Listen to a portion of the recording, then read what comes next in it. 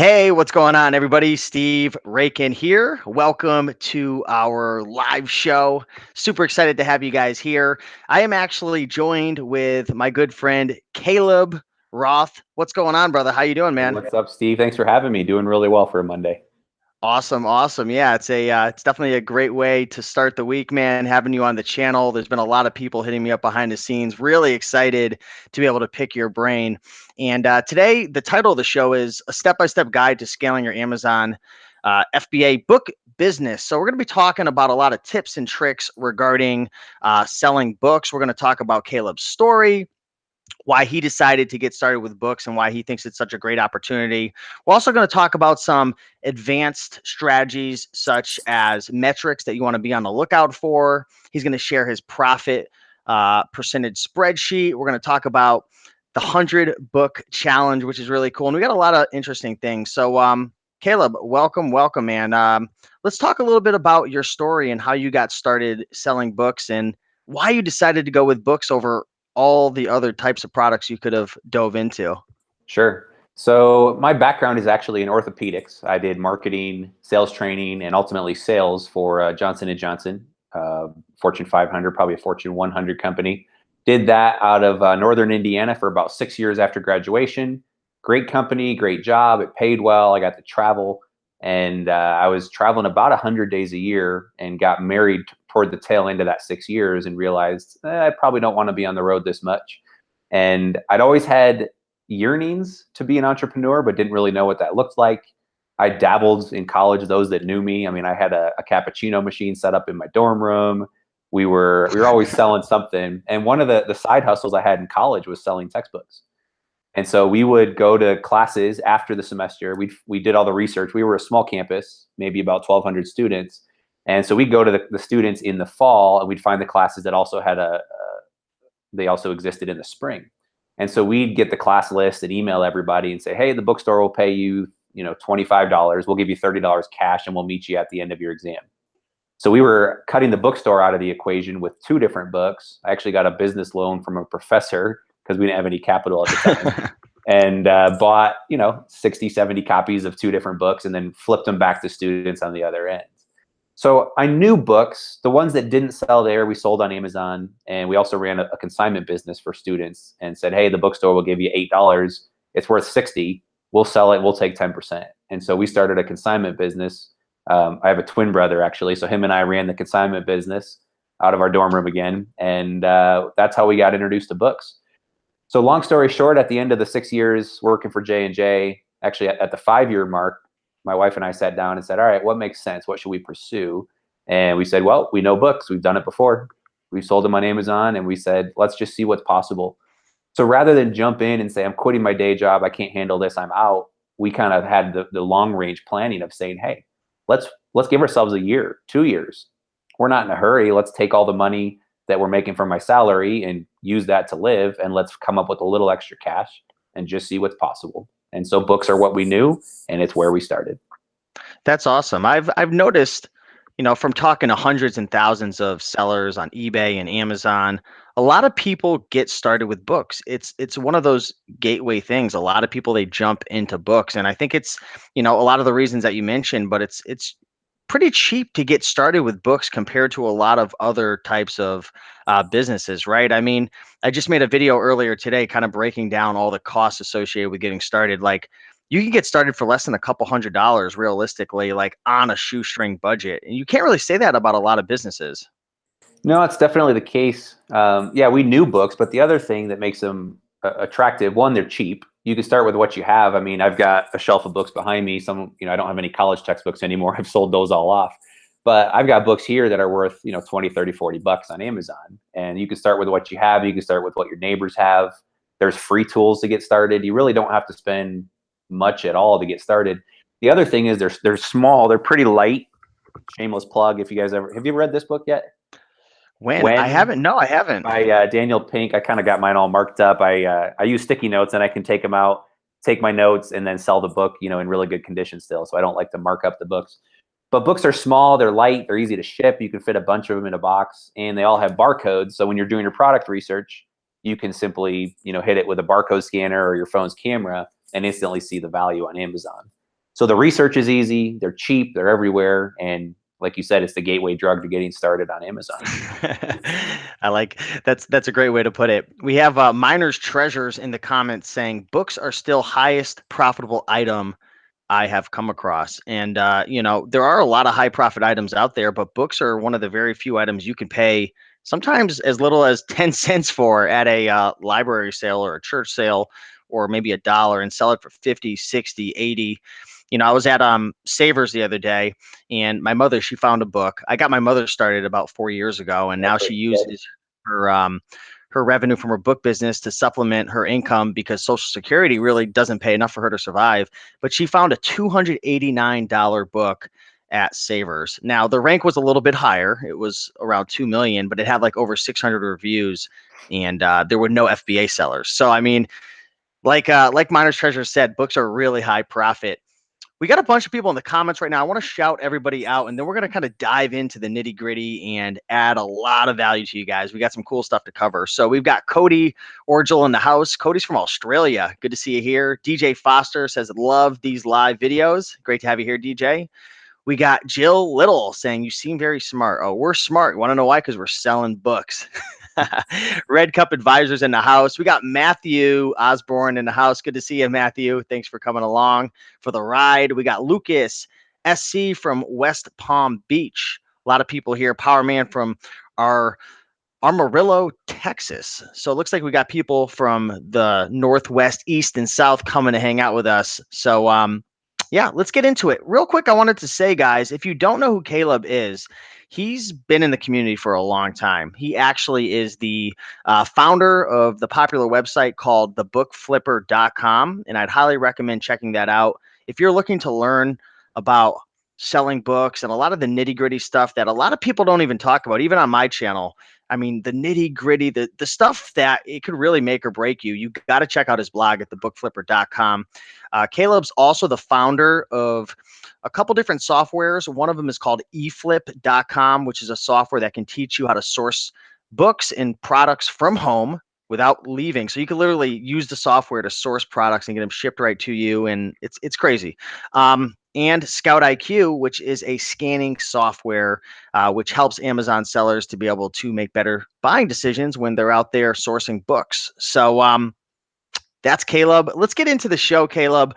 Let's kind of talk about what are some of the key metrics Amazon booksellers need to keep track of in order to grow their business, right? We're going to be talking about scaling your business.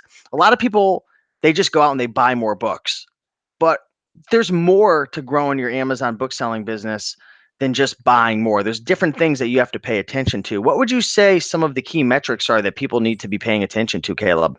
Yeah, it's a good question. There's a ton of metrics. You could definitely get stuck in the land of paralysis by analysis.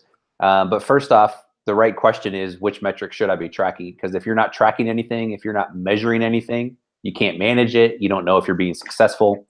There's a lot of sellers out there. It's not hard. I say it's not hard. Very few people get there, but it's not hard to sell 50, 60, 70 grand of stuff on eBay or Amazon in a year.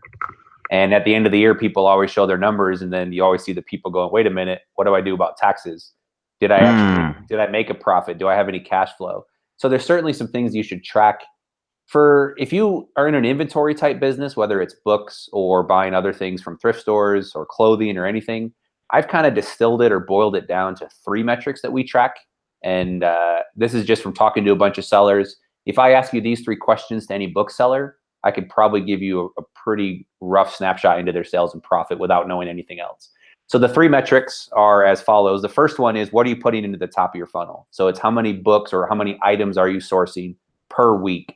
Now, I like to track metrics weekly. People get into monthly or quarterly or annual, and those are all good. But if you're just starting out and trying to set goals, if you're only coming back once a month and looking at your goals, that's probably not often enough. You need to be checking in a little more often. And I don't know if I got my phone over there. Otherwise, I'll be pulling it up and looking at my sales reports while we're talking. And everybody's refreshing the sales app, trying to see what their sales are for the day. That's great. That's fun. That's kind of it feeds the ego. It gets us excited. But it's probably not that important to check every 5 minutes either. So the first thing is, how many are you putting into the top of the funnel? And we'll get into that with the 100 book challenge in a little bit. But you should set a goal. If you're sourcing clothes from Goodwill and that's your only model, pick a goal, 20 a week, 50 a week, whatever it is. For us, when we started, it was 100 books a week. And that was just a test. Can we find and list 100 books a week? Are they out there? Can we make enough money doing that? So first is measure what you're putting into the funnel. The second piece you should be tracking is, all right, I'm feeding the beast. I'm buying more inventory. That's important. But where am I going from there? And so the other two pieces are related to how well your inventory is selling. The first one is a little complex, but don't get hung up on it. It's called inventory turn rate. And all that is what percent of your inventory sold last week. So that you're technically supposed to figure out your average stock level for the week and kind of, mathematically figure that out. You can do that. Or just as a rough number, look at what you had at the beginning of the week. Let's say you have 500 items in inventory. And if you sold 15, that's 3% turn rate. So you should set goals based on what's realistic for an industry. For books, you should be selling in the 4 to 6% range per week. And what that equates to is somewhere in the 15 to 24% per month. And those are that's pretty doable. Textbook season will be much higher if you have textbooks. But even in the slow seasons, like we just came through the slow season for booksellers, February, March, April, even a little bit into May, you should be selling close to 15% of your inventory per month. And if you break that down to a weekly level, set that target. So the first metric is, what are you sourcing? What are you feeding the beast? And that should be measured weekly. Metric number 2 is what percent of your inventory is selling. And the reason we do percent is because if you have an inventory of 10,000, you're going to sell 500 units versus if you have an inventory of 500, you might sell, 20 or 30. So don't get hung up on how many units you're selling. Break that out into a percentage. So it's levels the playing field. And then the third metric to be tracking, especially if you're selling FBA or fulfilled by Amazon, is what's your average sales price. So you can sell 10% of your inventory a week if you really drop the price and blow it out. You can have a fire sale and sell a lot. But if your average sale price drops to $8, you're not really making any profit. Versus if you're up in the $18 to $20 to $30 range, there's a lot more room for profit. We'll get into that later, but Amazon takes a pretty hefty fixed fee on a $10 book. They're going to take $4 or $5 of fixed fees plus 15% of the selling price. So on a $10 book, you might be left with $3 or $4 of profit when all is said and done. Versus a $30 book, you're going to be left with closer to $20 of profit. So those three metrics, if you track those, what are you putting into it? What percent are you selling? And at what price are you selling? Those are the three pieces to track. A half, if you want to do 3.5 metrics, the last metric will be what's your buy cost. Because if you're selling books for $20 and you're getting about $10 to $12 of cash back from Amazon, usually your buy cost is going to be between $1.50 and $2.50, depending on where you're getting your books. That's great. That's very healthy. That's tons of room for profit. If your buy cost is closer to $8 or $9, you're probably not running a very good business. Looks like a lot of people focus on that first one, is like, buying and sourcing more books. But I see a lot of people having trouble with, I would say, their turn rate. What advice would you give to somebody who, they're focusing on the top of the funnel, they're hitting their weekly goals in terms of what they're sourcing, but maybe their turn rate is, 2 to 3% a week, or maybe it's at 12 to 14% a month, or maybe a little less than that. What's the biggest learning lesson that you've seen? What's 1 or 2 actionable steps people can do? Is it focusing on books that have a better sales rank? Is it, I don't know, what would you say? It's quality of material. So it's either quality of books, you're sourcing books that are too high of a sales rank. And we could talk about rank. Rank is basically how popular the book is. A rank of 1 is the most popular book. It's selling hundreds, if not thousands of copies a day. A rank of 1 million just means the book hasn't sold in about a week. 2 million, so that book you mentioned your mom had found that was $289. A rank of 2 million means it probably hasn't sold in 3 to 4 weeks, give or take. It depends on the book. And ranks of 10, 12, 15 million, you should probably stay away from. There's a reason they haven't sold in likely 6 to 9 months. Now, some of those books are good. We can get into some of the specifics, but in general, the lower the rank, the better. So if I look at average rank for sources that I do, and my average rank is a little higher than most. If I'm not sourcing textbooks online, if I'm actually sourcing from thrift stores, my average rank is typically 800,000 to 1.2 million. Oh, wow. And there's a school of thought that people say, well, don't source anything ranked over 1 million. It'll never sell. You hear that a lot, yeah. And that's just, I don't know if that's naivety. Is that the right word? I don't know if it's people being naive or ignorant, or if it's malicious people saying, you know, leave those books for me because I want to go buy them all. A million only means the book sold 5 to 7 days ago. It's likely to sell again. We don't know for sure. We've got a metric with eFLIP and Scout IQ called eScore, which actually shows the number of times a book has sold at least a copy in the last 6 months. So a rank, again, a book will go up in rank, and I've got tons of videos on rank if you want to look at my YouTube channel, or if you go to thebookflipper.com, I've got several articles that talk about rank. A book that sells 1 copy will drop to about 100,000. But that book yesterday might have been ranked 6 million. And so if you found that book yesterday, it's selling for $20, you're going to avoid the book and leave it on the shelf, versus if you find it tomorrow and it's ranked 150,000, you're going to buy the book. Well, the book is the same book as it was yesterday. It just happened to sell its 1 copy that it's going to sell in the next couple months. So eScore kind of protects you, and we'll get into that on a future call.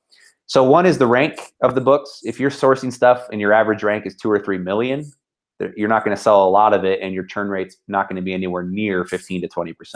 So that's one piece. And the other piece is, if your rank's pretty good, then you want to analyze your pricing. You're probably pricing too high based on the market. And conversely, you know, we always talk about low turn rates. I've seen some people come in and go, hey, I'm selling 30% a month, 40% a month.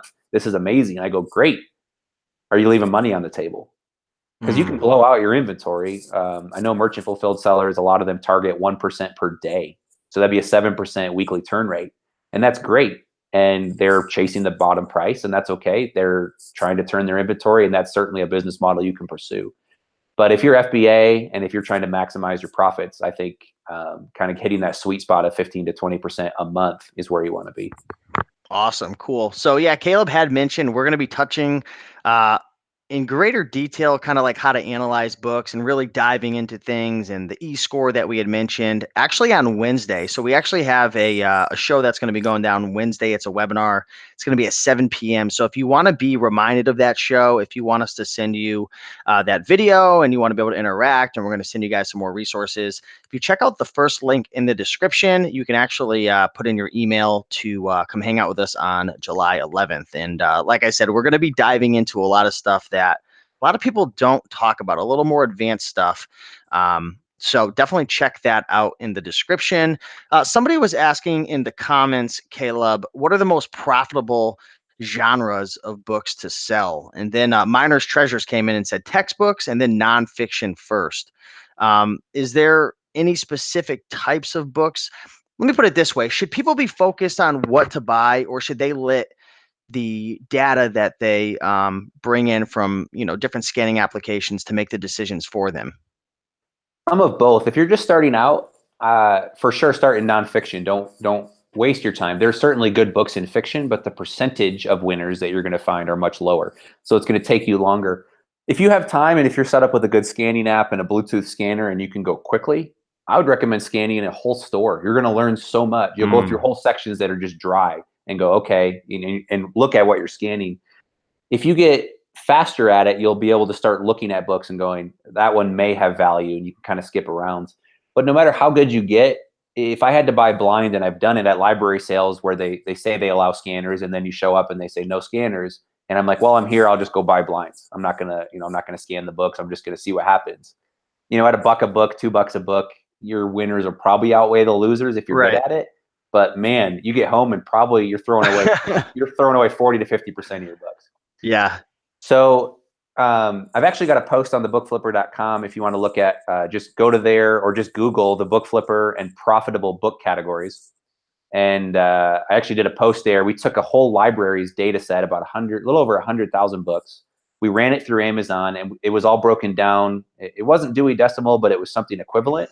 So we had the categories of books, and we actually tell you which categories are the most profitable on average, and which categories have the highest percentage chance of finding a book that's selling for at least $10 or $20. Mm-hmm. So if you want to do that, and it was very niche technical stuff, art, math, science, history.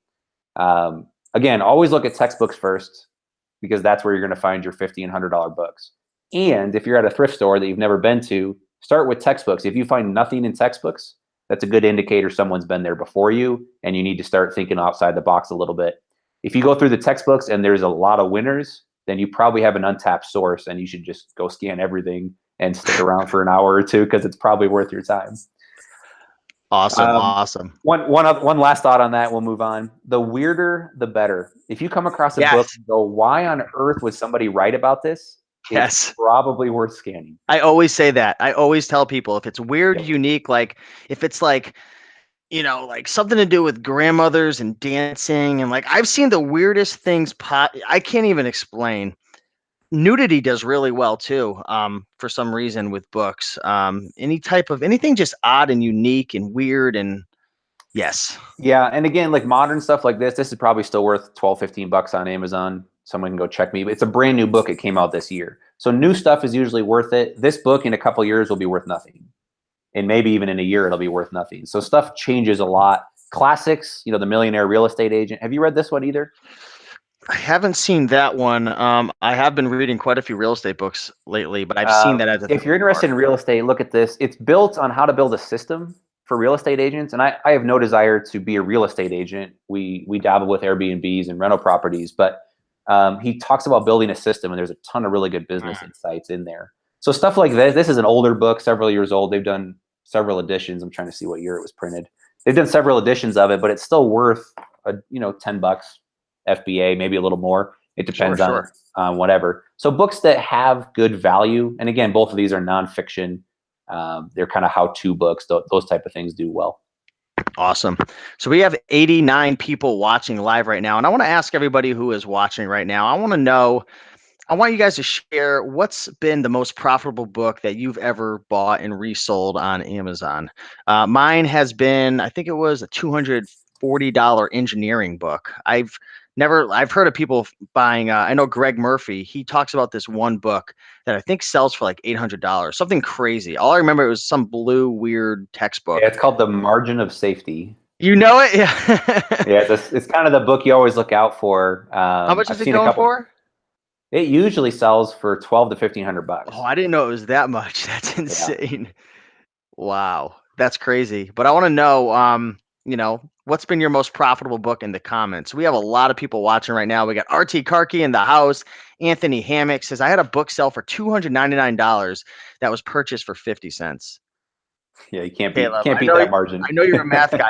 I don't know what the ROI is on that, but it is Well, by the time super. you pay fees, it depends. But 299 divided by 0.05, it's like a 6,000 times return on investment.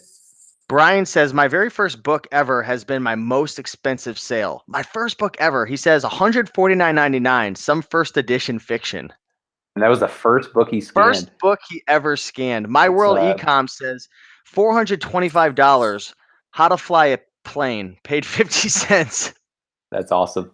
There's so many book titles out there. How many books are there on Amazon? Do you know that number? So there are people quote, I think it's 65 million, but there's a lot of duplicates in there. So the Yeah. number of books with a sales rank is a little over 20 million right now. So there's at least 20 million unique titles that have sold at least one copy on Amazon.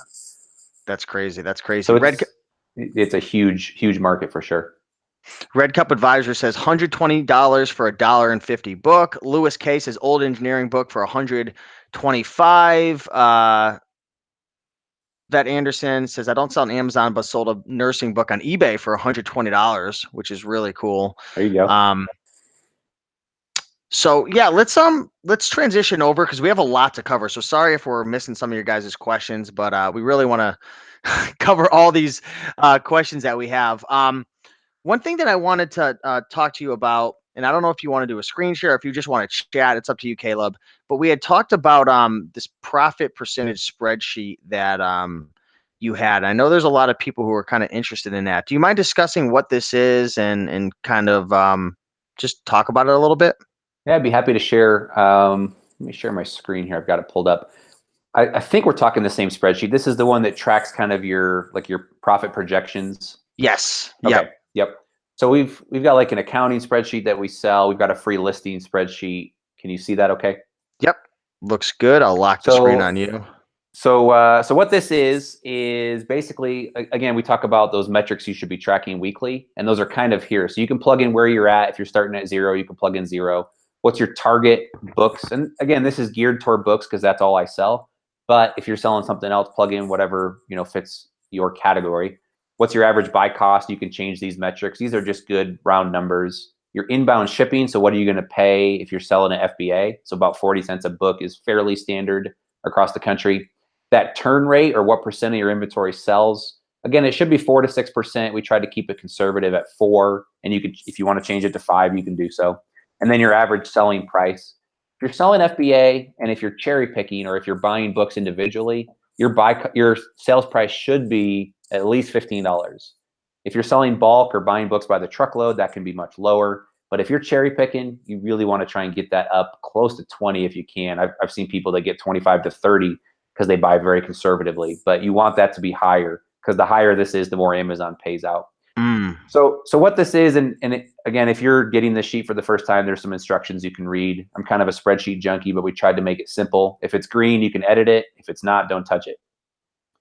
So what this is then is, after you plug your metrics in, it'll show you in year 1, if you actually do this weekly, here's what you can expect in sales, close to 70 grand, and your profit, or what you're going to pay tax on, essentially, or roughly your cash flow. And we can get into that later on accounting. Basically, you can't expense the inventory until it sells. Yep, cost of goods sold. Exactly. So if you make 70 grand, sell 70 grand in a year, and Amazon, this is what Amazon will pay you minus your cost of inventory. So your taxable income would actually be higher than this, but we'll get into that at a later point. So basically, cash at the end of the year in your bank minus taxes, this doesn't include taxes, would be close to 30 grand. Year 2, you'd actually reach 6-figure business if you only did 100 books a week at 5% turn rate. You'd sell just over 100 grand, and your cash flow, so what gets deposited in your bank minus everything you spent on inventory, is 46 grand. And then year 3, you essentially plateau. So you can kind of check out that. You'll see your max sales in a week. You can see the cash required. This is a little bit low. Probably should add some money to that. And this doesn't include any of the software you're using.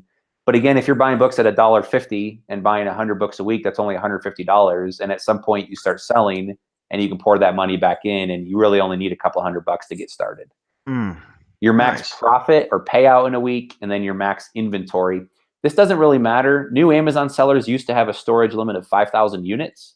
And I know a lot of sellers hit that pretty quickly, and then were kind of stuck and couldn't get that raised. Amazon just changed it. They've kind of changed the storage fee structure, and that's the downside. The upside is they changed it, and now you have unlimited storage as long as you meet certain criteria. So this doesn't necessarily matter, but your max inventory would be just under 2,000 books. And at that point, you'd be finding 100 books a week and roughly selling 100 books a week. So you'd be at equilibrium. And that's what this is. This is every week, 1, 2, 3, 4, 5, up to 2 years. You can see how many units you're listing, which should be a flat 100, and how many books you sell. And by the time you get roughly to the end of year 1, you're pretty much replacing what you're selling. And all you got to do is find 100 books, sell the 100 books if your 5% turn rate hits, and that's it. You're maintaining this $40,000 to $50,000 of cash flow every year. So that's what it is. We do have one more piece. We've got a weekly tracker, so you can plug whatever starting date you are. We launched this challenge on March 1st, so that's what we had plugged in, but you can change that. If you want to start today, you can certainly do that, and everything will update. And it'll show you how many, you should sell 5 items the first week because you listed 100, sold 5%. You can plug this in and say, well, I didn't list them right away. I only sold 4, and it'll kind of let you know where are you at for the week and over under for lifetime. So you can kind of plug your metrics in as you go and kind of see how you're doing relative to the sheet, and then change your metrics if you need to. Oh, great. Kind of a fun way to track. Again, if you're not great at metrics or don't love it, this will actually help you and see if you're on pace. And then you should have your target sales as well, and you can plug in those values as well, and the same thing will happen. It'll let you know, are you hitting your goals or not.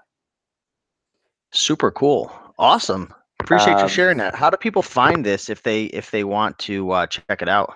Yeah, so this is the free sheet. You can go to kind of the challenge we did is the 100bookchallenge.com, and then just click up here at Get Started, and you can actually download the weekly tracker right from there. We just ask for an email. We won't spam you, and you can download it from there and be off and running.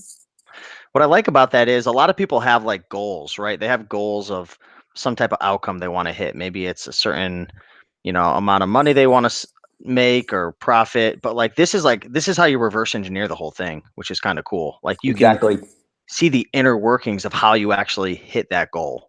Yep, and if you want to really nerd out, you've got all the actual metrics back here, and you can see that if you want to look at it weekly. But it's nice because a lot of people want to hit that $100,000 sales goal. But just because you sell 100, it depends. If you sell $100,000 worth at a $10 average selling price, so let's back into it. There's the same numbers.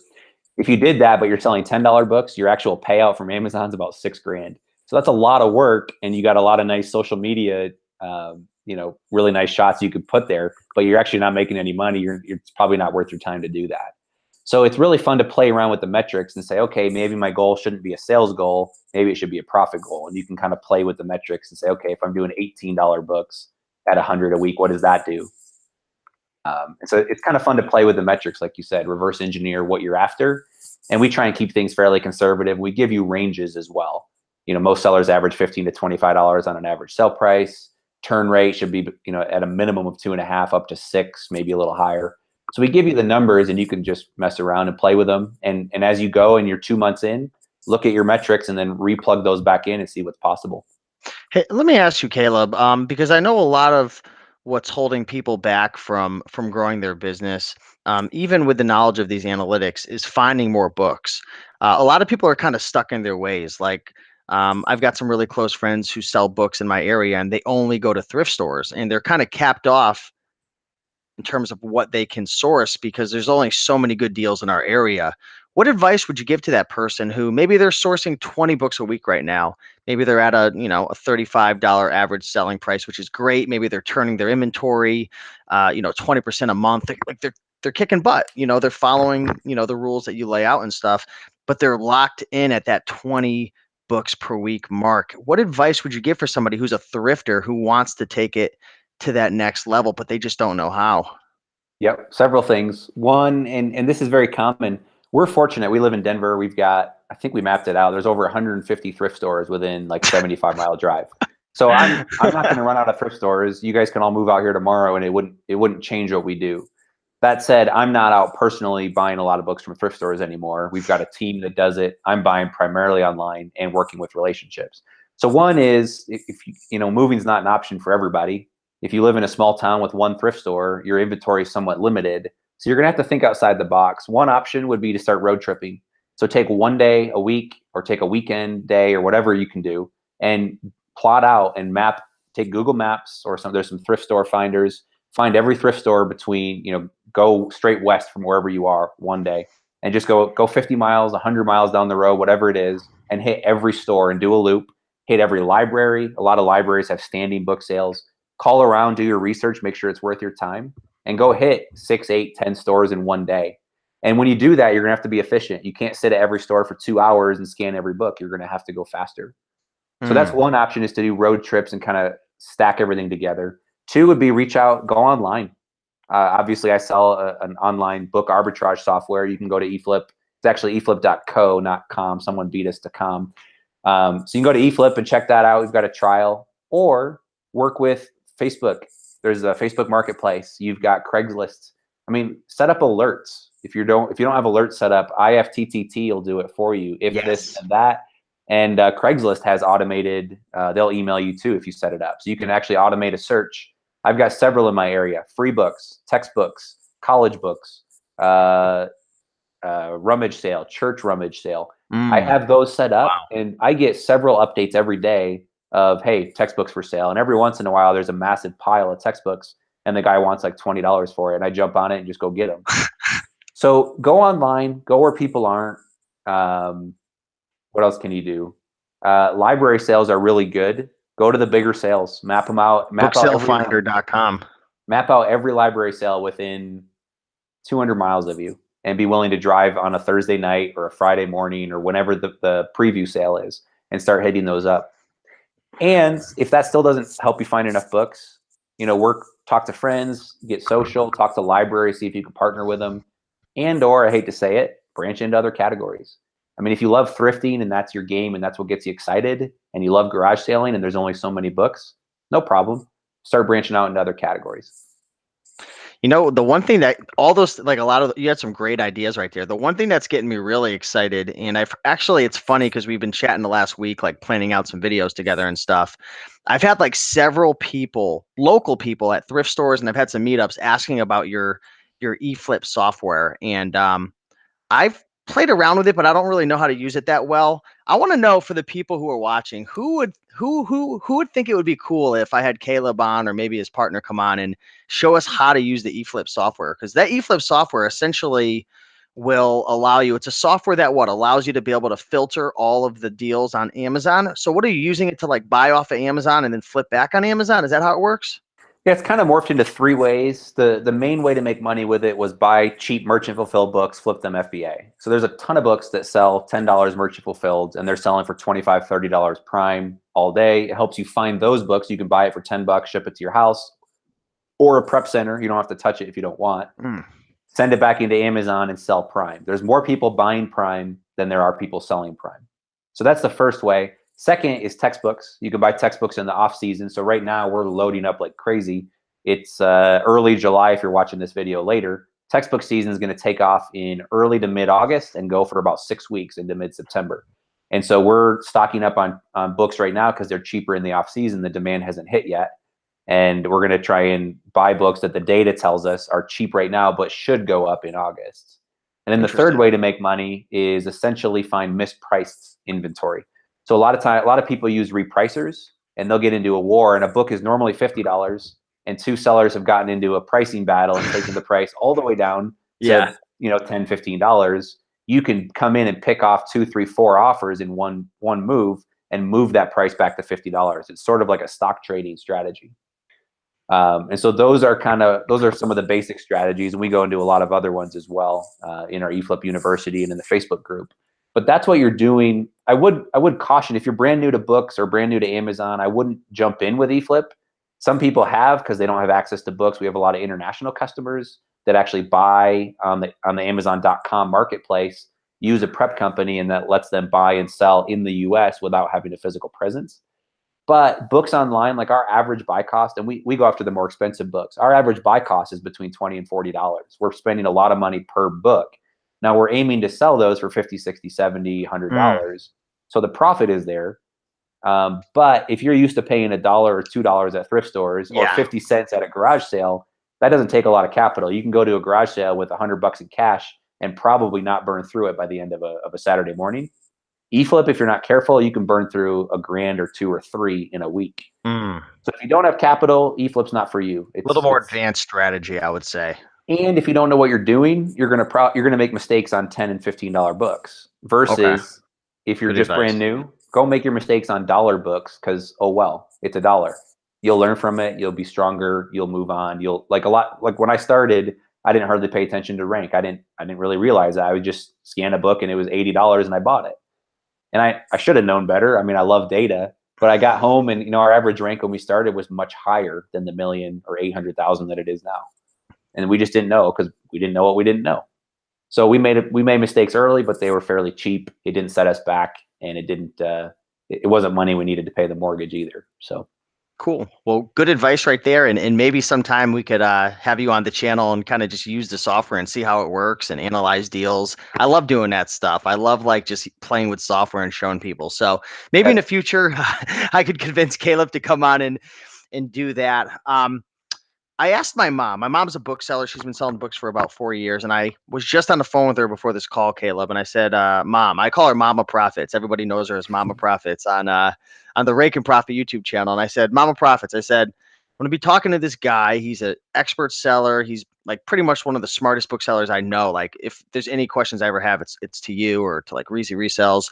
I said, Mom, what questions do you have? What's one question that I should ask? And I thought she was going to ask some like basic question. And she started asking about, I wrote this down. She wanted to know about inventory performance index. she wants to know, Steven, why does my number keep going down? I don't understand. I'm clearing out my inventory. I'm deleting old listings. And we also had a question from Anthony Hammock asking the same thing, saying, is there any way to reconcile listings that you have closed and deleted because they were inactive to keep inventory performance up? So a lot of people want to know about this. Yeah, so first let's back up and say what it is. So inventory performance is something that's new. It's on the homepage. If you go to your Seller Central dashboard, it should be kind of over on the right near the bottom. You can see it. It's a little metric. They've got red, I think it's just red and green. They may have a yellow section. It'll show you what your number is, and anything south or left of 350, if you're lower than 350, that's where you want to avoid. And this is what we were talking about earlier. There's no storage limits now. So it used to be 5,000 was that magic number. And if you really wanted to scale a book business, you had to figure out that hurdle. That doesn't matter. If your inventory performance is above 350, you're good. You can send as much stuff as you want. Right. If you're below that, Amazon says, hey, you're sending in more stuff than you're selling. You're part of the problem. Amazon actually shared the number. I forget what it was. It was something absurd. Like 90% of Amazon's storage was being taken up by like 5% of the sellers.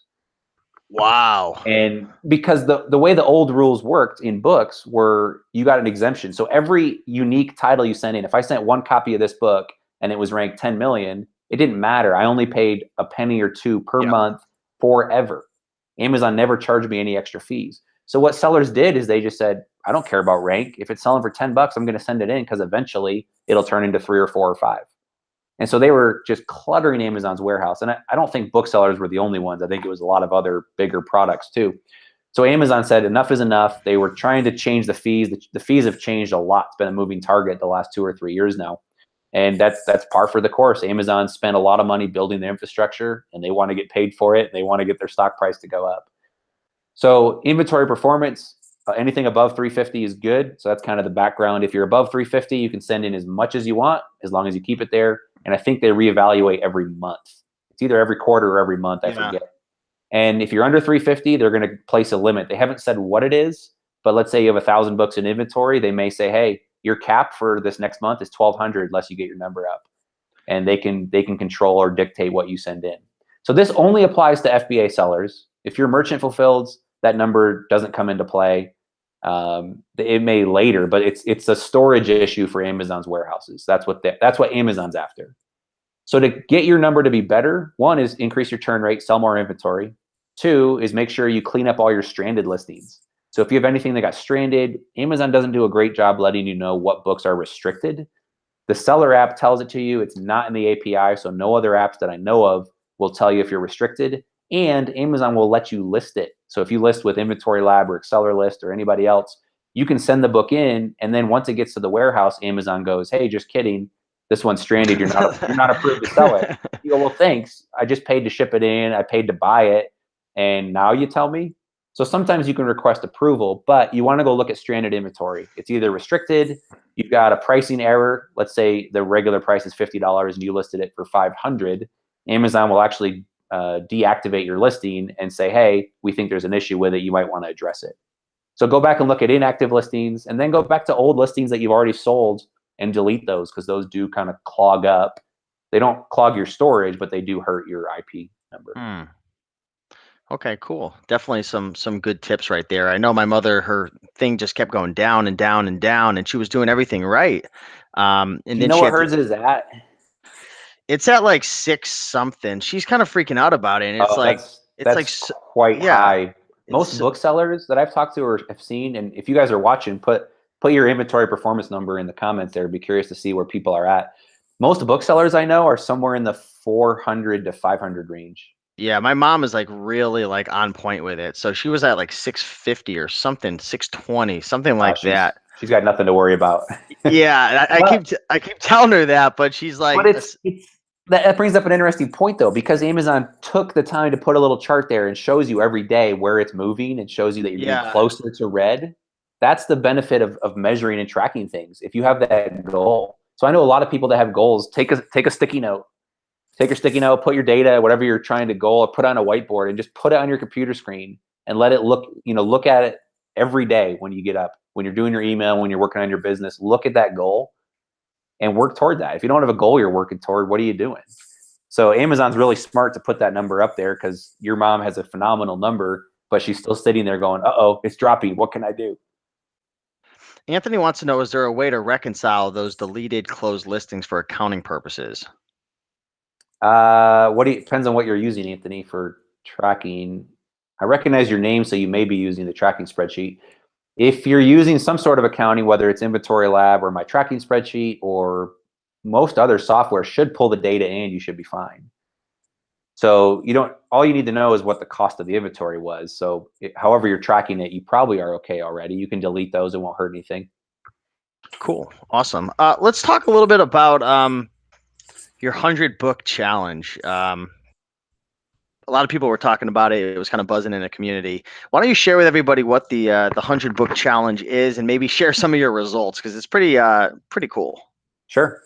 Well, going back to my startup story, so we started on the side and said we kind of picked 100 books out of thin air. It sounded like a decent number, and I'm a spreadsheet guy, so I built something not nearly as elegant as what I showed a little bit ago, but I just built out something and said, okay, I'm going to sell or find 100 books a week. So week one, I have 100 books in inventory, and I think back then, I think our number was 2 to 2.5% that we thought we would sell. We had no idea. There weren't metrics out there that we knew of. And so we just guessed and said, all right, we'll sell 3% a week. So week one, we buy 100 books, we sell 3. We're down to 97. Week two, we buy 100 books, we're up to 197. We sell 3%, we sell 6 books. It's very slow. And so you get to the end of your first month and go, wait, I sold 25 books according to this data. If it's accurate, that's nothing. But we mapped it out, plotted it out, and said 12 months from now, where are we going to be? And let me pull the spreadsheet up to see. So if we did 100, I'll go ahead and share the screen, actually, just talk through it. Awesome. So my goal was 100. I think I was in Northern Indiana at the time. My books were a lot cheaper. I think we planned on $1, maybe less. I think we said 3% turn rate. I'd have to go back and look at my post. And I think we said average sales price of, we were close to 20 our first year. So I think we thought we'd get there. So after a year, roughly a year in, week 52, we would have been doing about $700 a week in profit. So 736 times 50, if you can keep that, is 37 grand of profit, which is pretty good. I think the average salary across America is somewhere in the mid 30s, or the median, sorry, not average. I know starting college salaries are somewhere in that ballpark still, maybe closer to 40. So I'm like, that's 100 books a week. That only takes 10 to 15 hours between sourcing and listing, depending on where you live. That's pretty good income. So that's what we looked at. Again, week 1 or 2 or 3, you're not really making much money in sales or profit. But we mapped out to a year and said, okay, after a year, it actually looks pretty decent. And we ran the numbers too and said, what if we got 200 books a week, or 300 or 400? And so for us, it was our marching orders. I had a day job. My wife had a day job. She was a PE teacher. And so it was, all right, can we get 100 books a week? And if we can, let's just keep tracking that, see what happens. And our turn rate ended up being much higher. I'd have to go back and look. It was probably in the 5 or 6% range. And so we actually did better than we thought. And that was very motivating. Every week we'd come in and we'd say, we tried to list 100 books and we got 110. Awesome. Let's see if we can do it again next week. Oh, we only got 80 this week. We better up our game. And so it was really just a game. We didn't need the money. We had money coming in elsewhere. We set aside a couple $100 to get started. And we said, we're going to reinvest every dollar that we make back into the business. And if it works, cool. If not, it was a fun adventure. We'll figure out something else. There was no pressure. Right. And, about 6 months in, we upped that to about 200 books a week. It was working. I actually quit my day job about a year in. Wow. We moved over to Denver at that point. And I actually worked out a kind of a sweet gig. I've been working with the sales team from the same company out here. And they said, hey, we want you to come out and work for us. And they tried that before. And I love Denver. Colorado is beautiful. If anybody lives here, it's fantastic. The weather's great. There's not a lot of bugs. There's mountains, lots of hiking, lots of biking, and lots of golf. If you know me, I like to golf. Sounds like a good time to me. It's a great state. We love it. And there's too many people moving here now, and we were part of the problem. But real estate's very expensive as a result. But we moved out here and they said, Caleb, what's it going to take to get you out? And they were thinking it was a number. And I said, well, it's not a number, which you should never say in negotiation. But I said, it's not a number. I mean, I want to get paid. Don't get me wrong. I want to work part-time. Is there anything like that would work? That's kind of my stipulation. They said, sure. So I ended up working in an operating room. I was a sales rep and covered and provided advice and tools. And I worked 2 days a week and had 3 days a week to build my business. So it was perfect. It was a great step back. I made less money than I did working for corporate, but I still made decent money and we could still keep reinvesting all the money back into the business. And about 4 months after that, I stepped away for good. And I haven't worked a regular job in over 2 years. Wow, that's definitely inspiring for a lot of people, because there's a lot of people who want to live that lifestyle. They just don't know if it's possible. Totally. And the thing I would say is, like, people are like, I hate my job. I'm fed up. I just want to quit tomorrow. And that's great. start something on the side, do a side hustle. The Mm. benefit for us, one, we had income coming in from our job. So our mortgage, our bills, our food, our clothes, everything that we're spending money on, golf, the important things, right? Everything we spent money on, we were pulling from a regular salary. The side hustle was just that. It was on the side. If we made money, awesome, and we could reinvest it, and you take a couple $100 and after a couple months, it's a couple thousands, and now you can start buying online and buying bigger deals. And we bought a couple storage units full of books. So it lets you scale the business safely. You know, people think, oh, you're an entrepreneur, you have a big risk tolerance. I actually don't. I'm actually pretty risk averse, but doing something on the side really eliminates the risk.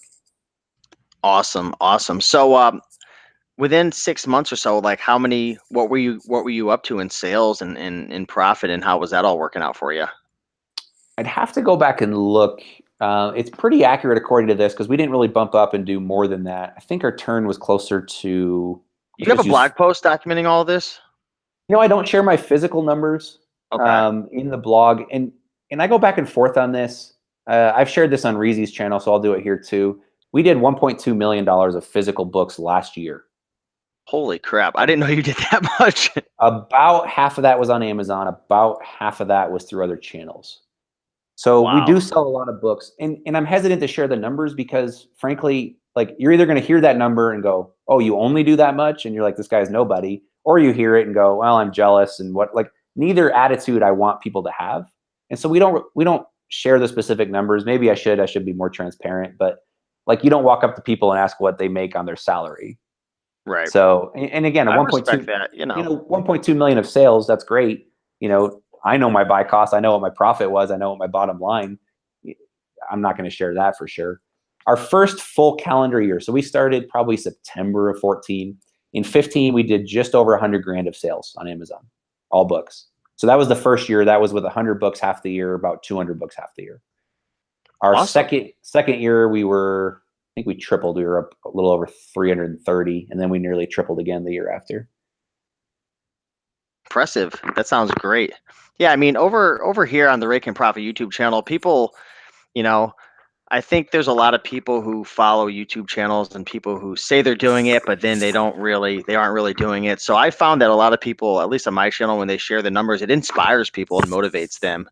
I don't know about other YouTube channels, but I'm sure that got a lot of people excited over here. So definitely appreciate you sharing that information. Yeah, and we'll get into, so Matthew Osborne, I think you said he was on the call as well. He's my business partner. He's Yep. been helping a lot with some of the marketing for Scout IQ and eFLIP, and he really pioneered the marketing for the 100 Book Challenge. He was a guy I met in the community. We met at a kind of a networking breakfast and got to talking, and he wanted to be an entrepreneur. He'd already done some things in the entrepreneurial space, and we built up a friendship and met several times, and eventually I was able to steal him away from his employer, and he's now working on our team and as a business partner, which is pretty cool. But we had him do the 100 Book Challenge. He was doing a lot of marketing for us and didn't have a ton of Amazon experience, and he kind of came to me and said, hey, I kind of feel, disingenuous or not quite genuine if I'm telling people how to sell and I've never done it. So he actually picked up and we kind of made this a challenge. We kind of made it the 100 Book Weekly Challenge. And it's my very first blog post I did because I kind of shared some of those stories along the way. And we actually had Matthew do it and a good buddy of mine in Denver here as well, John. So Matthew and John each did this, and you can track their stories. They started March 1st, and they actually share all the numbers. So I was too chicken to share my numbers early on. These guys, I said, you don't have an option. You got to share your numbers. And so they were gracious enough to share what they were spending, how much they were selling. And it's interesting because Matthew's numbers pretty much track the sheet exactly. So he did 105 books a week. His average buy costs was, maybe he can comment in there. I don't know what his average buy cost was. I want to say it was somewhere in the $2 range. Okay. Matthew, if you're on the call, I think it was just under, maybe $1.90. He sold close to 6% a week. That's very solid. Or 4. Let me look at the numbers once. And his average list price, he hasn't sold everything yet. He said $1.80 was his average buy. I was close. What's your turn, Matthew?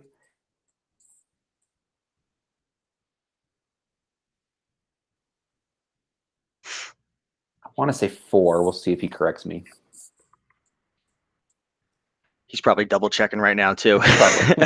He says a Probably. little over 6%. Wow, that's Yes, awesome, that's really good. And man. again, it's like for us, we had a lot of inventory in there when we started really tracking the metrics carefully.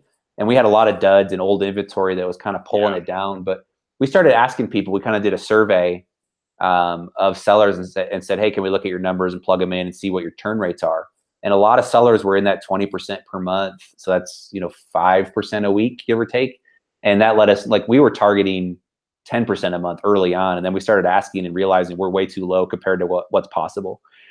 So if he continues this challenge and keeps doing what he's doing, he'll hit 77 grand his first calendar year or his first 12 months and about 30 grand of payout from Amazon. Second year, a little over 100 grand and about 48 grand of actual cash flow.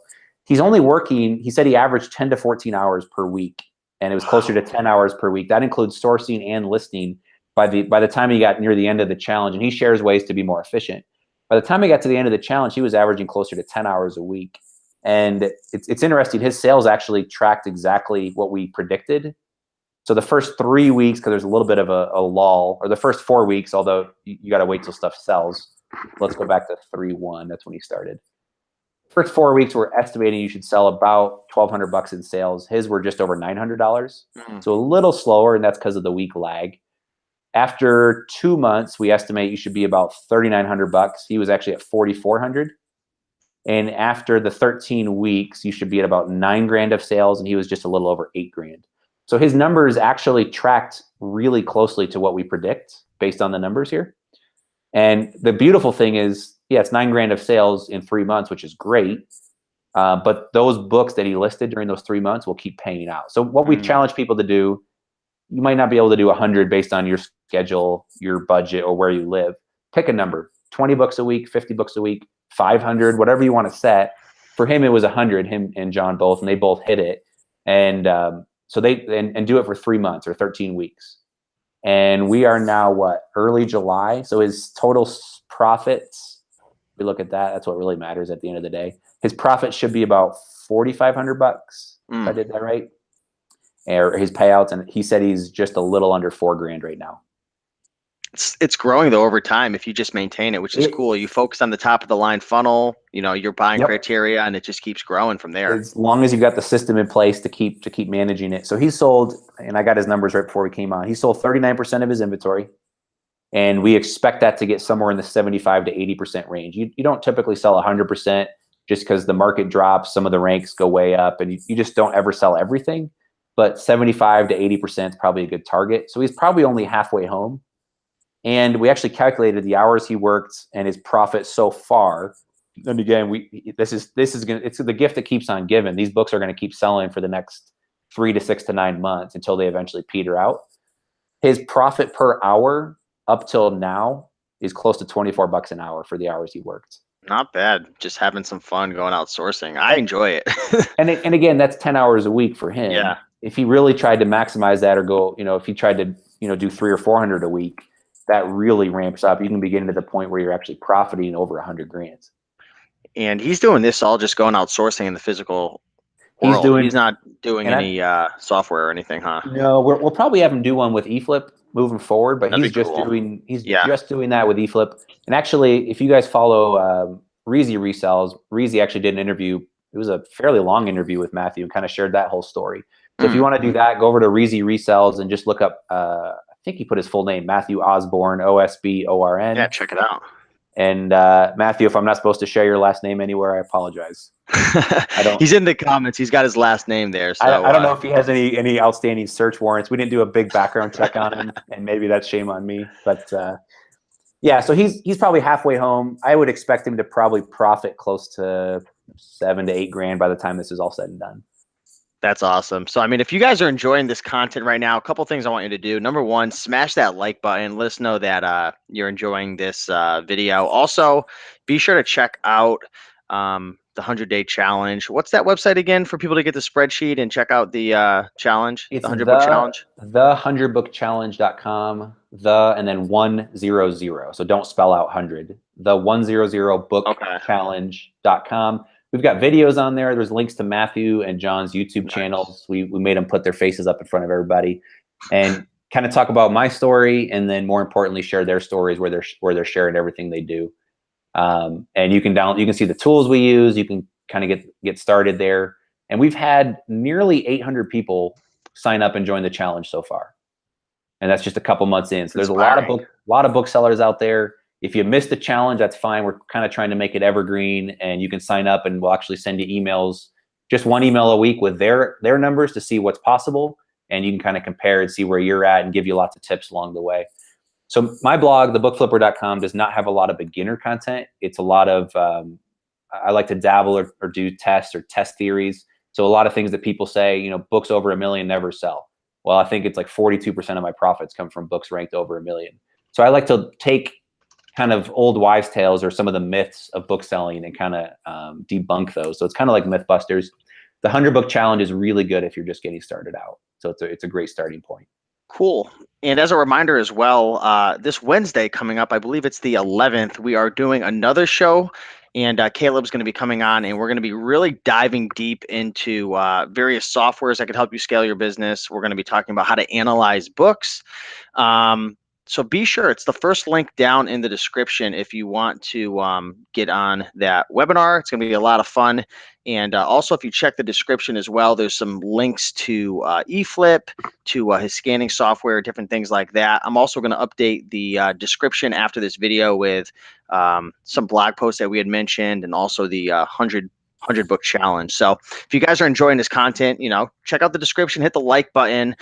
Last question I want to ask you, Caleb, because we are getting to that hour mark, is I want you to give some advice to the people who they're watching this video and they're inspired. They're excited. There's a lot of people saying, you know, thank you so much. Powerman32 says, good info, guys. Thank you. Just Me says, awesome. Thanks. JG saying thank you as well. What advice would you give to the people who are inspired and motivated to start selling books, or maybe they want to start the 100 book challenge, but they've tried different businesses in the past and they failed, and they, like, maybe a part of them just doesn't believe they're smart enough, or if it's possible, like maybe they've been seeing other people succeed the whole life and they're like, I don't think I can do it. Like, what advice would you give to that person right now?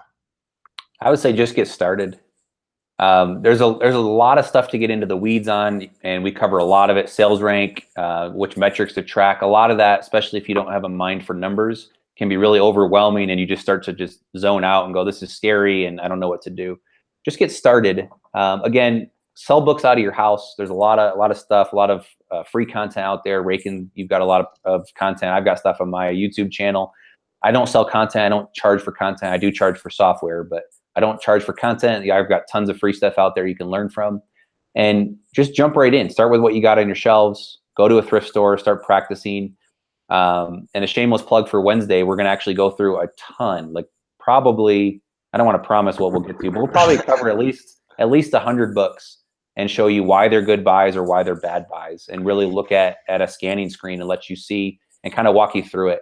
There's a lot of good content, but we just talk about price and rank, and that's about it. We'll actually show you how to make decisions in the field. And if you're brand new and you're sitting on the sidelines, you should feel confident after Wednesday. I don't think they even know what they're in store for. Like, if you guys you guys better show up. I'm telling you right now, it's going to be crazy. It's going to be a lot of fun. Yep. But yeah, that's probably the feedback I'd give, is jump in, get started, open an Amazon account. Just take a baby step. Go to Amazon right now, open an Amazon account. You don't even have to get a pro seller account. You can start with an individual account. It's free. The pro account's $40 a month or $39.99, whatever they charge. But get started for free. It takes a little bit for them to verify your identity, to take your tax records, that sort of thing. So get started and just take one step at a time and work toward that. Awesome. So we are at that hour mark, so I want to stay true to our time for, obviously, our guest and for the people who are watching as well. I want to thank everybody so much for watching. Hopefully we were able to bring some value to you guys, to not only educate you, but also inspire and motivate you guys to know that you know, this is an opportunity that you can go after. So just like Caleb said, just get started. Be sure to check out his blog, thebookflipper.com, right? Yep. Links will be in the description. I'm going to update that in a couple of minutes with the different things that we referenced and stuff. But Caleb, thank you so much. We'll be seeing you again on Wednesday. And again, no promises, but we're going to try to get through maybe 100 books, or at least quite a few books, analyzing them and going through we're pretty much going to take you inside our minds of how we analyze books. That's pretty much it. So you can go out and replicate it. And it'll be interesting too, because if you talk to 10 booksellers, you'll get 10 different opinions, especially as it relates to pricing. So it'll be fun to kind of go back and forth and talk about, would you buy the book or not? And, where would you price it? And if you guys have books that you're confused on, or a book that you find while you're sourcing in the next couple of days, bring the ISBN, write down the ISBN, take a picture of the barcode, and bring it to the show. We won't have time to get to everybody's, but if you want us to analyze your book, we can keep your identity secret. I don't know if they can email you, Steve, or something like that, if they're too shy to post a book on YouTube. My audience isn't shy. We've been doing this for a while. Perfect. So bring an ISBN and we'll look it up, and we'll actually give you feedback on should you buy it or not, or if you've already bought it, should you list it, and where we would price it. So that'll be a lot of fun, a lot of good real world examples rather than just talking about stuff. Man, I'm so pumped up. Wednesday cannot come fast enough. So yeah, Caleb, thank you so much for coming on. Appreciate you taking the time. Everybody watching, if you enjoyed this video, be sure to like it, comment, subscribe. Let us know your thoughts on the video. And again, if you want to come join us for our video on Wednesday, it's going to be on YouTube, but also we're going to send out some reminders and some bonus content I'm going to send you guys if you jump on the email list. First link in the description. So would love to see you guys there on Wednesday at 7 p.m. And Paul Grimmer says, shy? Who is shy? Not us. Exactly. Perfect. So Caleb, thanks so much. Everybody appreciate you. And we'll be seeing you guys on Wednesday. Thanks.